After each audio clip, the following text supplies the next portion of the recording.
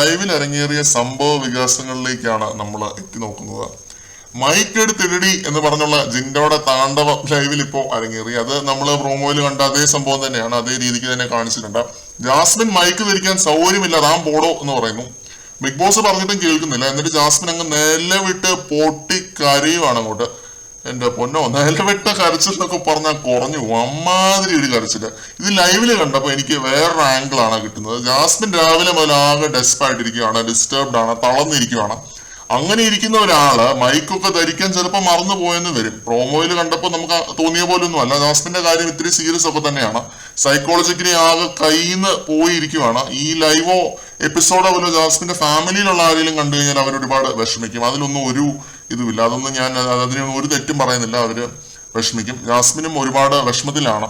ആ രീതിയിലുള്ള ഒരു പൊട്ടിത്തെറിയും നിലവിട്ട കരച്ചിലുമാണ് ഇത്. പക്ഷെ അപ്പോഴും ഞാൻ എന്റെ ഒരു അഭിപ്രായത്തിൽ ഞാൻ പറയുന്നു, ലാലേട്ടന്റെ മുന്നിൽ സംസാരിക്കാനുള്ള ഓപ്പർച്യൂണിറ്റി ജാസ്മിൻ യൂട്ടിലൈസ് ചെയ്തിട്ടില്ല. എന്തൊക്കെയോ പറഞ്ഞു കൂട്ടി, പക്ഷെ എന്നിട്ടും ഈ ക്ലാരിറ്റി എന്ന സാധനം വന്നിട്ടില്ല. എത്രയൊക്കെയാണെന്ന് പറഞ്ഞാലും നമ്മളൊക്കെ മനുഷ്യന്മാരാണ്, നമുക്കൊക്കെ ഒരു ത്രഷ് ഹോൾഡ് ലിമിറ്റ് ഉണ്ട്. മെന്റൽ ഹെൽത്ത് ആണ് ഇമ്പോർട്ടന്റ് എന്ന് തോന്നുന്ന ഒരാള് ഷോ ക്വിറ്റ് ചെയ്ത് ഇറങ്ങി പോവുകയാണ് വേണ്ടത്. ആര് വന്നാലും പോയാലും ഷോ മുന്നോട്ട് പോകും. അതിനിപ്പോ ജാസ്മിനോ ഗബ്രിയോ അവിടെ വേണമെന്നതിൽ ഒരു നിർബന്ധവുമില്ല.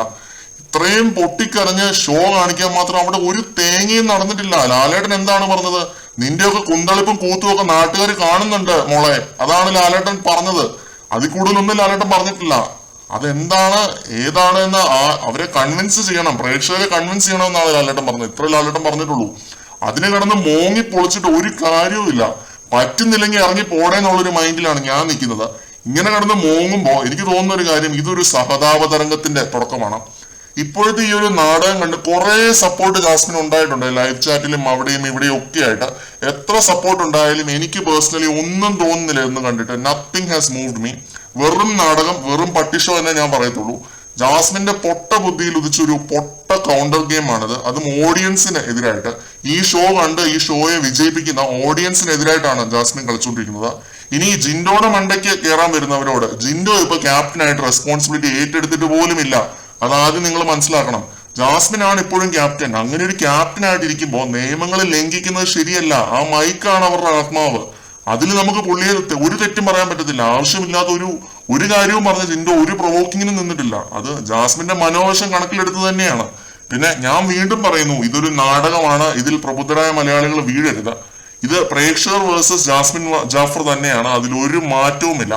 ഇപ്പോഴും എനിക്ക് അത് തന്നെയാണ് തോന്നുന്നത്. അതിനെ ഊട്ടി ഉറപ്പിച്ചു എന്ന് മാത്രം ഇന്നത്തെ ഈ ഒരു നാടകം.